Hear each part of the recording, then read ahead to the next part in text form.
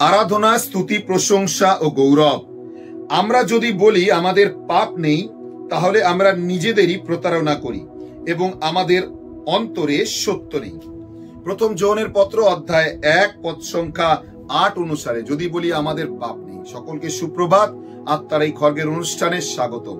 প্রিয়জনেরা, যদি বলি আমি পাপী নই, তাহলে আমি আজ সত্যে নেই। আসুন, সর্বপ্রথম কার্য হচ্ছে আমরা যেন আমাদের পাপ স্বীকার করি এবং আমরা নিজেদেরকে নত নম্র করি, প্রভুর কাছে ফেরত আসি এবং যেন তার আরাধনা, তার স্তুতি করি।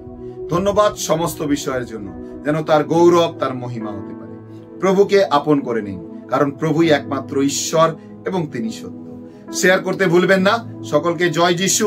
যুক্ত থাকার জন্য ঈশ্বর আপনাদেরকে আশীর্বাদ দান করুক। আমেন। Hallelujah, hallelujah.